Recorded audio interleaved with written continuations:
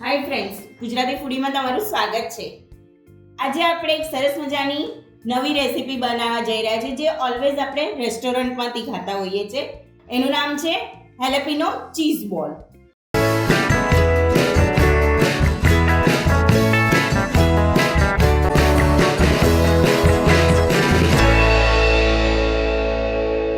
એના માટે આપણે અહીંયા જે મોટા ભાવનગરી મરચાં મળે છે એ લીધા છે અને એને અંદરથી સ્કૂપ કરી લીધા છે।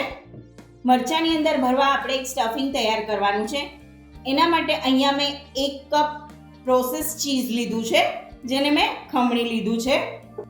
એક શિમલા મરચું લઈએ છે ઝીણું સમારેલું, ચપટી મીઠું લઈએ છે, 1 ચમચી ચીલી ફ્લેક્સ લઈએ છે, 1 ચમચી પીઝા પાસ્તા મસાલો લઈએ છે।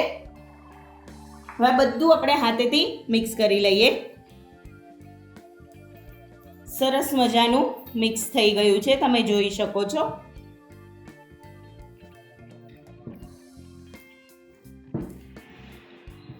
આની અંદર તમે ઈચ્છો તો તમે ઓનિયન પણ નાખી શકો છો।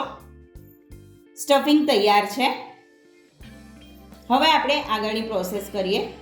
આ જે મરચાં છે જેને અંદરથી સ્કૂપ કર્યા છે એને લઉં છું અને એની અંદર આપણે આ સ્ટફિંગ ભરીએ છીએ।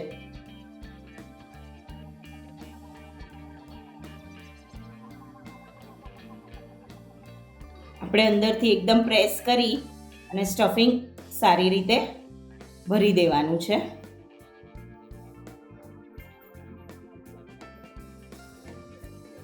આવી જ રીતે આપણે બધા મરચાં ભરી લઈએ। તૈયાર કરેલા મરચાંને આપણે કટ કરી લઈએ। આવી જ રીતે આપણે બધા મરચાં કટ કરી લઈએ। બધા મરચાં કટ થઈને તૈયાર છે। હવે આપણે આગળની પ્રોસેસ કરીએ। અહીંયા આપણે આ કોર્નફ્લોર અને મેંદાની સ્લરી બનાવી છે અને અહીંયા મેં બ્રેડ ક્રમ્સ બનાવીને રાખ્યા છે। નોર્મલ બ્રેડને ક્રશ કરી અને લીધા છે। તમે આની જગ્યાએ કોર્નફ્લેક્સ પણ લઈ શકો છો।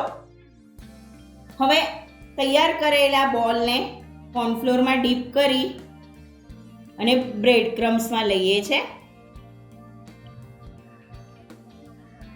આ સેમ પ્રોસેસ આપણે 2 વાર કરીએ છીએ।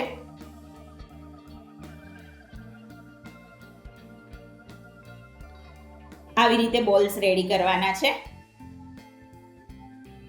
કોટ ન થાય તો ફરી એમાં થોડું કોટ કરી અને આપણે બોલને રેડી કરી દઈશું। આવી જ રીતે આપણે બધા બોલ બનાવી લઈએ। બોલ વળાઈને તૈયાર છે। હવે આપણે એને ફ્રાય કરી લઈએ।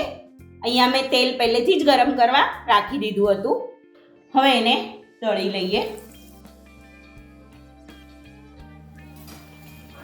ગોલ્ડન બ્રાઉન થાય ત્યાં સુધી આપણે એને તળવાના છે। જોઈ શકો છો તમે, એક બાજુ સરસ તળાઈ ગયા છે, હવે બીજી બાજુ તળાઈ રહ્યા છે। હેલેપિનો ચીઝ બોલને બહાર કાઢી લઈએ। હેલેપિનો ચીઝ બોલને સર્વ કરીએ।